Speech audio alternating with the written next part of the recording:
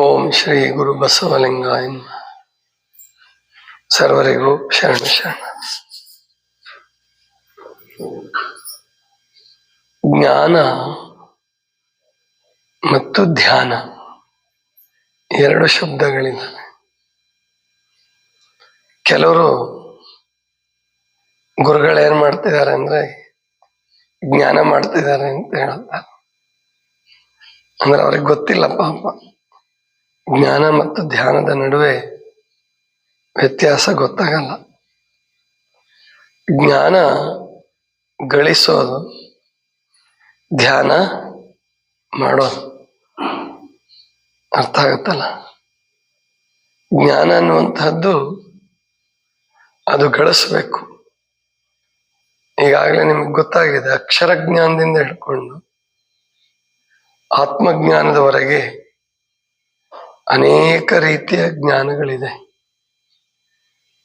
Knowledge ಅನ್ನೋ ಶಬ್ದ ಏನಿದೆಯಲ್ಲ ಇಂಗ್ಲಿಷಲ್ಲಿ, ಅದಕ್ಕೆ ಸಮಾನಾರ್ಥಕವಾಗಿ ಜ್ಞಾನ ಅಂತ ಹೇಳ್ಬೋದು. ಆದ್ರೆ ಧ್ಯಾನ ಅನ್ನೋದೊಂದಿದೆ, ಅದು ಭಾರತೀಯರಿಗೆ ಜಪಾನಿಯರಿಗೆ ಗೊತ್ತು ಹೆಚ್ಚು. ಜಪಾನಿಯರು ಅದನ್ನ ಝನ್ ಅಂತಾರೆ, ಭಾರತೀಯರು ಧ್ಯಾನ ಅಂತಾನೆ ಕರೀತಾರೆ, ಎಲ್ಲರೂ ಧ್ಯಾನ ಅಂತಾರೆ. ಇಂಗ್ಲಿಷಲ್ಲಿ ಅದಕ್ಕೆ ಮೆಡಿಟೇಷನ್ ಅಂತ ಹೇಳ್ತಾರೆ. ಸರ್ವಜ್ಞ ಆ ಕುರಿತಾಗಿ ಒಂದು ವಚನ ಬಹಳ ಅದ್ಭುತವಾಗಿ ಹೇಳ್ತಾನೆ. ತತ್ವದ ಜ್ಞಾನ ತಾನು ಉತ್ತಮವೆಂದೆನಬೇಕು. ತತ್ವದ ಜ್ಞಾನ ತಾನು ಉತ್ತಮವೆಂದೆನಬೇಕು. ಮತ್ತೆ ಶಿವಧ್ಯಾನ ಬೆರೆತರೆ ಶಿವನಿಂದಲತ್ತಲೆನಬೇಕು ಸರ್ವಜ್ಞ. ಈ ವಚನ ಪ್ರಾಯಶಃ ನೀವು ಯಾರು ಕೇಳಿರ್ಲಿಕ್ಕಿಲ್ಲ ಅಂತ ಕಾಣುತ್ತೆ. ಜ್ಞಾನದ ಬಗ್ಗೆ ಬೇರೆ ಬೇರೆ ವಚನಗಳು ಕೇಳಿರ್ಬೋದು. ಜ್ಞಾನದಿಂದಲೇ ಇಹವು, ನೆನ್ನೆ ಹೇಳದೆ, ಜ್ಞಾನದಿಂದ ಮೇಲಿಲ್ಲ ಶ್ವಾನ ನಿಮ್ ಕೀಳಿಲ್ಲ, ಅದೊಂದು ವಚನ ಹೇಳ್ತಾನೆ ಸರ್ವಜ್ಞ. ಈ ವಚನ ಬಹಳ ವಿಶೇಷವಾಗಿದೆ, ಸ್ವಲ್ಪ ಅರ್ಥ ಆಗೋದು ಕಷ್ಟ. ತತ್ವದ ಜ್ಞಾನ ತಾನು ಉತ್ತಮವೆಂದೆನಬೇಕು. ತತ್ವಜ್ಞಾನ, ಫಿಲಾಸಫಿಕಲ್ ನಾಲೆಡ್ಜ್ ಅಂದ್ರೆ ಈ ವಿಜ್ಞಾನ, ತಂತ್ರಜ್ಞಾನ ಮತ್ತು ಕೃಷಿ ಜ್ಞಾನ ಎಲ್ಲವಕ್ಕಿಂತ ವಿಶೇಷವಾದಂಥದ್ದು ಸ್ವಲ್ಪ ತತ್ವಜ್ಞಾನ. ತತ್ವಜ್ಞಾನ ಅಂತಂದ್ರೆ ಪ್ರಪಂಚ ಹೇಗೆ ಹುಟ್ಟಿತು, ಈ ಆತ್ಮ ಅಂದ್ರೆ ಏನು, ಪಂಚಭೂತಗಳು ಅಂದ್ರೆ ಏನು, ಶರೀರ ಹೇಗೆ ನಿರ್ಮಾಣ ಆಗಿದೆ, ಸಾವು ಅಂದ್ರೆ ಏನು, ಸತ್ತ ನಂತರ ಮುಂದೆ ಬದುಕಿದೆಯಾ ಅಥವಾ ಇಲ್ವೋ, ಇದ್ರ ಬಗ್ಗೆ ಎಲ್ಲ ಚಿಂತನೆ ಮಾಡ್ತಕ್ಕಂಥದ್ದೇನಿದೆಯಲ್ಲ ಅದಕ್ಕೆ ತತ್ವಜ್ಞಾನ ಅಂತ ಕರೀತಾರೆ. ಫಿಲಸಾಫಿಕಲ್, ಅದರಲ್ಲಿ ಈಸ್ಟರ್ನ್ ಮತ್ತು ವೆಸ್ಟರ್ನ್ ಅಂದರೆ ಪೌರಾತ್ಯ ಮತ್ತು ಪಾಶ್ಚಿಮಾತ್ಯ ತತ್ವಜ್ಞಾನಗಳು ಮತ್ತು ಬೇರೆ ಬೇರೆ ಧರ್ಮಗಳು, ಮತಪಂಥಗಳು ಉಪದೇಶಿಸಿದಂತಹ ಏನು ತತ್ವಜ್ಞಾನಗಳು ಇದೆಲ್ಲ ಬರುತ್ತೆ.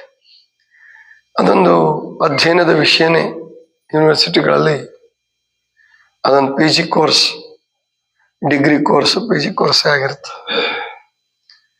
ತತ್ವದ ಜ್ಞಾನ ಬಹಳ ಉತ್ತಮ, ತಿಳ್ಕೊಬೇಕವೆಲ್ಲ. ಕೇವಲ ಮನುಷ್ಯ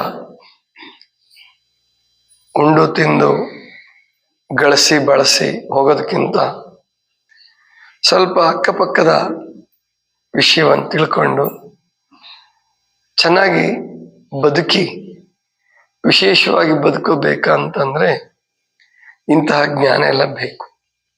ತತ್ವಜ್ಞಾನ ಅಥವಾ ಯಾವುದೇ ಒಂದು ವಿಷಯದಲ್ಲಿ ಸಂಪೂರ್ಣವಾದಂತಹ ಕೌಶಲ್ಯ, ಎಕ್ಸ್ಪರ್ಟ್ ಆಗಬೇಕು, ಎಕ್ಸ್ಪೀರಿಯನ್ಸ್ ಆಗಬೇಕು. ಎಕ್ಸ್ಪೀರಿಯನ್ಸ್ಗಿಂತ ಇನ್ನೂ ಮುಂದಕ್ಕೆ ಹೋಗುವಂಥದ್ದು ಅಂದರೆ ಸ್ಕಿಲ್ ಡೆವಲಪ್ಮೆಂಟ್, ಕೌಶಲ್ಯವನ್ನ ಗಳಿಸ್ತಕ್ಕಂಥದ್ದು. ಯಾವುದೇ ವಿಷಯ ಇರ್ಬೋದು, ಅಥವಾ ಹೊಸ ಹೊಸ ಸಂಶೋಧನೆಗಳು ಕೂಡ ಮಾಡ್ಬೋದು.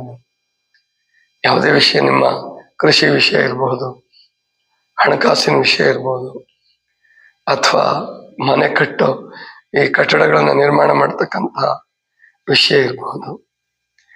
ಇವೆಲ್ಲವೂ ಕೂಡ ತತ್ವಜ್ಞಾನಕ್ಕೆ ಸಂಬಂಧಪಡ್ತವೆ. ಒಂದು ವಿಷಯದಲ್ಲಿ ಆಳವಾದಂತಹ ಅಭ್ಯಾಸ ಮಾಡಿದ್ರೆ ಆ ತತ್ವಜ್ಞಾನ. ತತ್ ಅಂದ್ರೆ ಅದು ಅಂತಾನೆ ಅರ್ಥ. ತತ್ವ ಅನ್ನೋ ಶಬ್ದ ಬಂದಿರೋದು ಅದ್ರ ಮೇಲೆ. ತತ್ವಮಸಿ ಉಪನಿಷತ್ತುಗಳಲ್ಲಿ ಒಂದು ಬಹಳ ಪ್ರಸಿದ್ಧವಾದ ತತ್ ತ್ವಂ ಅಸಿ, ಅದು ನೀನು ಆಗಿದ್ದೀಯಾ ಅಂದ್ರೆ ಪರಮಾತ್ಮ ಸ್ವರೂಪ ನೀನು ಇದ್ದೀಯಾ ಅಂತ ಹೇಳೋದಕ್ಕೆ ತತ್ವಮಸಿ ಅಂತ ತಿಳ್ಕೊಂಡು ಹೇಳ್ತಾರೆ. ಇದು ಏನಿದೆಯಲ್ಲ ಈ ತತ್ವಜ್ಞಾನ ಅಥವಾ ಯಾವುದೇ ಒಂದು ವಿಷಯದಲ್ಲಿ ಪೂರ್ಣವಾದಂತಹ ತಿಳುವಳಿಕೆ, ಪೂರ್ಣವಾದಂತಹ ಜ್ಞಾನ.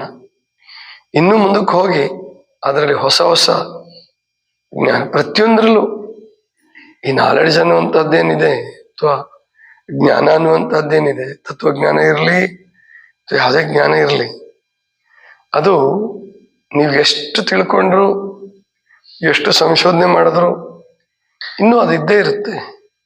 ಇನ್ನೂ ಅದ್ರ ಬಗ್ಗೆ ತಿಳ್ಕೊಳ್ಳೋದು ಉಳದೇ ಇರುತ್ತೆ. ಅಂತಹ ಅದ್ಭುತವಾದಂತಹ ಪ್ರಪಂಚ ಇದು. ಹಾಗೆ ತತ್ವದ ಜ್ಞಾನವನ್ನ ಯಾರು ತಿಳ್ಕೊಳ್ತಾರೆ ಬಹಳ ಉತ್ತಮ. ತತ್ವದ ಜ್ಞಾನ ತಾನು ಉತ್ತಮವೆಂದೆನಬೇಕು. ಈಗ ಡಾಕ್ಟರ್ ರಾಧಾಕೃಷ್ಣನ್ರವರು ತತ್ವಜ್ಞಾನಿ ಆದರು.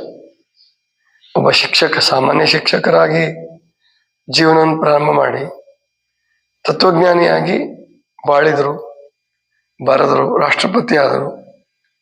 ಅವರ ಸ್ಮರಣೆಯನ್ನ ಇವತ್ತು ಶಿಕ್ಷಕರ ದಿನಾಚರಣೆ ಅಂತ ಹೇಳಿ ಆಚರಿಸ್ತಾರೆ, ಅವರ ಹುಟ್ಟಿದ ದಿನವನ್ನ.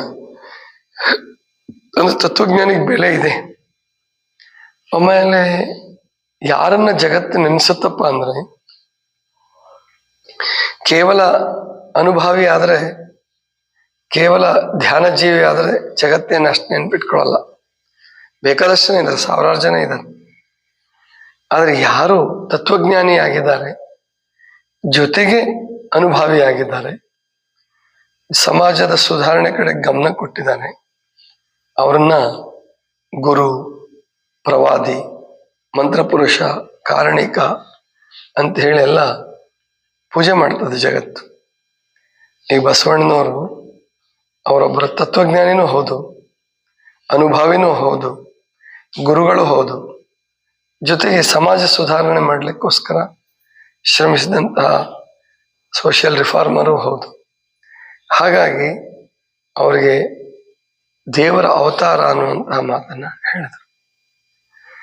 ಶ್ರೀರಾಮಚಂದ್ರ ಒಬ್ಬ ವೃತ್ತಿಯಿಂದ ಒಬ್ಬ ರಾಜ, ಆಡಳಿತಗಾರ. ಆದ್ರೆ ಅವನ ತತ್ವಜ್ಞಾನಿ ಕೂಡ ಆಗಿದ್ದಕ್ಕೆ, ಅಂದ್ರೆ ಜೀವನದಲ್ಲಿ ಬದುಕಬೇಕಾದ್ರೆ ಹೇಗೆ ಯಾರನ್ನೂ ನಾವು ಕೆಟ್ಟ ದೃಷ್ಟಿಯಿಂದ ನೋಡಬಾರ್ದು. ಇದು ಶ್ರೀರಾಮಚಂದ್ರನ ನಿಲುವು. ಅಂದ್ರೆ ಕೈಕೇಯಿ ಚಿಕ್ಕಮ್ಮ ಕಾಡಿಗೆ ಕಳಿಸೋದಕ್ಕೆ ಕಾರಣ ಆದರು. ಮಂಥರೆ ಆಕೆ ಸೇವಕಿ ಆಗಿದ್ದು ಕಾಡಿಗೆ ಕಳಿಸೋಕೆ ಕಾರಣ ಆದರೂ ಕೂಡ ಅವ್ರನ್ನ ಶ್ರೀರಾಮಚಂದ್ರ ನಿನ್ಸೋದಿಲ್ಲ. ಸ್ವತಃ ತನ್ನ ತಾಯಿಯನ್ನ ಭರತ ಬೈದ್ರು ಕೂಡ, ನಿನ್ಸಿದ್ರು ಶ್ರೀರಾಮಚಂದ್ರ ನಿನ್ಸೋದಿಲ್ಲ.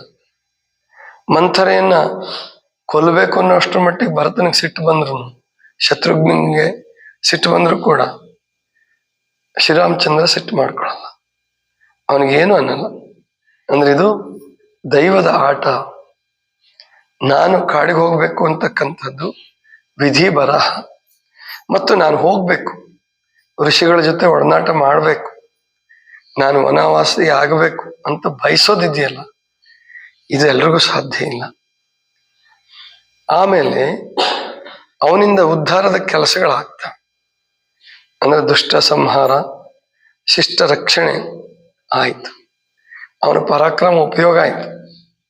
ಅಂದ್ರೆ ತತ್ವಜ್ಞಾನಿ ಒಬ್ಬ ಪರಾಕ್ರಮಿ ಆದ್ರೆ, ತತ್ವಜ್ಞಾನಿ ಒಬ್ಬ ಶಿವಧ್ಯಾನಿ ಆದ್ರೆ ಅವನಿಂದ ಜಗತ್ತಿಗೆ ಹೆಚ್ಚಿನ ಕೆಲಸ ಆಗುತ್ತೆ.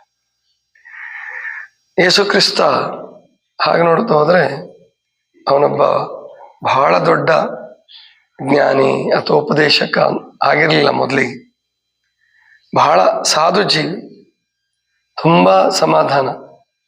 ಆದರೆ ಮುಂದೆ ಅವನು ಜಗತ್ತಿನ ಏಳಿಗೆಗಾಗಿ, ಸಾಮಾನ್ಯ ಜನರ ಏಳಿಗೆಗಾಗಿ, ದೇವರನ್ನು ಅವ್ರಿಗೆ ತಿಳಿಸ್ಕೊಡ್ಬೇಕು ಅನ್ನೋ ಕಾರಣಕ್ಕಾಗಿ, ದೇವರು ಒಬ್ಬನೇ ಅನ್ನುವಂತಹ ಪ್ರತಿಪಾದನೆ ಮಾಡ್ಲಿಕ್ಕಾಗಿ ಅವನ ಜೀವನ ಕೊಟ್ಟಿದ್ದಕ್ಕೆ ಜಗತ್ತು ಅವನನ್ನು ನೆನ್ಪಿಟ್ಕೊಳ್ತು.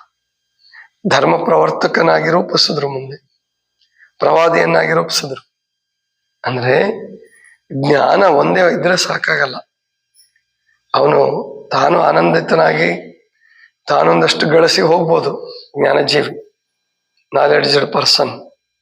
ಆದರೆ ತತ್ವಜ್ಞಾನಿ ಆದರೆ ಇನ್ನೂ ಉತ್ತಮ. ಜ್ಞಾನಿ ತತ್ವಜ್ಞಾನಿ ಆಗ್ಬೇಕು. ತತ್ವಜ್ಞಾನಿ ಅವನಿಗೆ ಶಿವಧ್ಯಾನ ಬೆರಿಬೇಕು. ಅದನ್ನೇ ಸರ್ವಜ್ಞ ಇದರಲ್ಲಿ ಹೇಳೋದು. ತತ್ವದ ಜ್ಞಾನ ತಾನು ಉತ್ತಮವೆಂದೆನಬೇಕು, ಮತ್ತೆ ಶಿವಧ್ಯಾನ ಬೆರೆತರೆ ಶಿವನಿಂದ ಲತ್ತನೆಲೆಯಬೇಕು ಸರ್ವಜ್ಞ.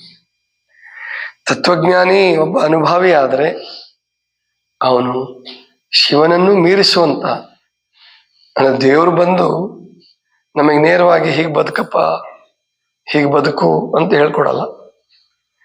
ಗುರು ಅಥವಾ ಪ್ರವಾದಿ, ಅವತಾರಿ ಪುರುಷ ನಮಗೆ ಮಾರ್ಗ ತೋರಿಸ್ತಾನೆ, ಧರ್ಮ ಸಂಸ್ಥಾಪನೆ ಮಾಡಿಕೊಡ್ತಾನೆ. ಆದ್ರಿಂದನೇ ಕೃಷ್ಣ, ರಾಮ, ಕೃಷ್ಣ, ಬುದ್ಧ, ಮಹಾವೀರ, ಬಸವಣ್ಣ ಇಂಥವರೆಲ್ಲ ಯಾಕೆ ಇವತ್ತಿಗೂ ಸ್ಮರಣೀಯರು? ಅವರ ಆಗಿ ಹೋಗಿ ಸಾವಿರಾರು ವರ್ಷ ಆದರೂ ಕೂಡ ಅವ್ರಿಗೋಸ್ಕರ ಜೀವ ಕೊಡ್ತೀವಿ ಅಂತಕ್ಕಂಥವ್ರು ಯಾಕಾದ್ರು ಅಂದ್ರೆ ಅವರಿಂದ ಏನೋ ಕಾಣ್ಕೊಳ್ಳುತ್ತೆ ಜಗತ್ತು. ಅಲ್ಲಮ ಪ್ರಭುಗಳು ಒಂದು ಮಾತು ಬಳಸ್ತಾರೆ ಬಸವಣ್ಣವ್ರ ಬಗ್ಗೆ ಹೇಳುವಾಗ, ಶಿವನಾಗಲು ಬಹುದು, ಬಸವನಾಗಲು ಬಾರದು. ಅಂದ್ರೆ ನೀನು ಸಾಧನೆ ಮಾಡಿ ಶಿವ ಆಗ್ಬಿಡ್ಬಹುದು, ಅಂದ್ರೆ ಧ್ಯಾನಜೀವಿಯಾಗಿ ಸಮಾಧಿ ಸ್ಥಿತಿಯನ್ನು ಪಡ್ಕೊಂಡು ಮೌನಿಯಾಗಿ ದೈವತ್ವವನ್ನು ಪ್ರಾಪ್ತಿ ಮಾಡ್ಕೊಂಡ್ಬಿಡ್ಬೋದು, ಶಿವತ್ವವನ್ನು ಪ್ರಾಪ್ತಿ ಮಾಡ್ಕೊಂಡ್ಬಿಡ್ಬೋದು. ಆದ್ರೆ ಬಸವಣ್ಣನ ಹಾಗೆ ಅನುಭವ ಮಂಟಪವನ್ನು ಕಟ್ಟಿ ತೀರಾ ಸಾಮಾನ್ಯ ಜನರನ್ನು ಕೂಡ, ತೀರಾ ದುಷ್ಟ ಮಾರ್ಗದಲ್ಲಿರ್ತಕ್ಕಂಥವ್ರು, ಕೊಲೆ ಮಾಡಕ್ ಬಂದಂತಹವ್ರು, ಕಳವು ಮಾಡಕ್ ಬಂದಂತಹವ್ರು, ಆಮೇಲಿಂದ ಬೇರೆ ಬೇರೆ ಪ್ರವೃತ್ತಿಗಳನ್ನು ಅಳವಡಿಸ್ಕೊಂಡು ಜೀವನವನ್ನು ನಷ್ಟ ಮಾಡಿಕೊಡ್ತಾ ಅಂತಹ ಎಲ್ಲರನ್ನೂ ಕೂಡಿಸಿ ಅವರಿಗೆ ದೀಕ್ಷಾ ಸಂಸ್ಕಾರವನ್ನು ಕೊಟ್ಟು ಅವರಿಗೆ ಸತ್ಸಂಗದ ಭಾಗ್ಯವನ್ನು ಕರುಣಿಸಿ ಅವ್ರಿಗೆ ಅನ್ನ ಕೊಟ್ಟು, ಬರೀ ಸತ್ಸಂಗ ಮಾಡ್ರಿ ನೀವು ಹೋಗ್ರಿ ಅಂದ್ರೆ ಯಾರು ಇರ್ತಿರ್ಲಿಲ್ಲ ಕಲ್ಯಾಣದಲ್ಲಿ. ಅನ್ನದಾಸೋಹ, ಜ್ಞಾನದಾಸೋಹ, ಜೊತೆಗೆ ಆತ್ಮಜ್ಞಾನ ದಾಸೋಹ, ಧ್ಯಾನ, ಲಿಂಗ ಧ್ಯಾನ, ಲಿಂಗ ಪೂಜೆ, ಇದು ಬಸವಣ್ಣವರನ್ನ ವಿಶೇಷ ವ್ಯಕ್ತಿಯನ್ನಾಗಿ ರೂಪಿಸ್ತಾರೆ. ಅದಕ್ಕೆ ಅಲ್ಲಮಪ್ರಭುಗಳು ಸುಮ್ಮನೆ ಹೇಳಲ್ಲ. ಅಲ್ಲಮಪ್ರಭುಗಳು ಹೇಳಬೇಕಾದ್ರೆ ಅತ್ಯಂತ ನಿಷ್ಠೂರ ವ್ಯಕ್ತಿ ಅಲ್ಲಮಪ್ರಭುಗಳು. ಯಾರನ್ನೂ ಬಿಡೋರಲ್ಲ, ಅವರಲ್ಲಿ ದೋಷ ಕಂಡು ಬಂದ್ರೆ. ಅಂಥದ್ರಲ್ಲಿ ಅವ್ರು ಹೇಳ್ತಾರೆ, ಶಿವನಾಗಲು ಬಹುದು, ಬಸವನಾಗಲು ಬಾರದು. ಇದನ್ನೇ ಸರ್ವಜ್ಞ ಹೇಳೋದು, ಶಿವನಿಂದಲೇ ಅತ್ತಲೆನಬೇಕು ಸರ್ವಜ್ಞ. ತತ್ವಜ್ಞಾನಿ ಧ್ಯಾನಜೀವಿ ಆದ್ರೆ, ಶಿವಧ್ಯಾನವನ್ನು ಮಾಡಿದರೆ, ಅವನು ಜಗತ್ತಿನ ಏಳಿಗೆಗಾಗಿ ಶ್ರಮಿಸಿದ್ರೆ ಅವನು ಶಿವನಿಗಿಂತಲೂ ಶ್ರೇಷ್ಠನಾಗ್ಬಿಡ್ತಾನೆ. ಭಗವದ್ಗೀತೆಯಲ್ಲಿ ಶ್ರೀಕೃಷ್ಣ ಕೂಡ ಅದನ್ನೇ ಹೇಳೋದು. ಅಂದ್ರೆ ನನಗಿಂತಲೂ ನನ್ನ ಭಕ್ತ ಶ್ರೇಷ್ಠ ಅನ್ನೋ ಮಾತು ಬರ್ತದೆ ಭಗವದ್ಗೀತೆಯಲ್ಲಿ. ಭಗವದ್ಗೀತೆ ಬರೆದವರು ವೇದವ್ಯಾಸರಿರ್ಬೋದು, ಕೃಷ್ಣನ ಮೇಲೆ ಹಾಕಿ ಬರೆದಿರ್ಬೋದು. ಆದ್ರೆ ಅಲ್ಲೊಂದು ಮಾತು ಅವ್ರು ಬಳಸೋದೇನೆಂದ್ರೆ, ದೇವರಿಗಿಂತಲೂ ದೇವರ ಭಕ್ತ ಶ್ರೇಷ್ಠ ಅಂತ ಹೇಳೋ ಪರಿಕಲ್ಪನೆ ಏನಿದೆ, ಆ ಕಾನ್ಸೆಪ್ಟ್ ಏನಿದೆ, ಅದು ಧ್ಯಾನ ಮತ್ತು ಜ್ಞಾನ, ತತ್ವಜ್ಞಾನ ಮತ್ತು ಧ್ಯಾನ ಎರಡು ಬೆರೆತರೆ ಅವನಿಂದ ಜಗತ್ತಿಗೆ ಬಹಳ ಒಳ್ಳೆಯದಾಗ್ತದೆ, ಕಲ್ಯಾಣ ಆಗುತ್ತೆ ಎನ್ನುವಂತಹ ಸಾರಾಂಶ. ಸರ್ವರಿಗೂ ಶರಣ ಶರಣ.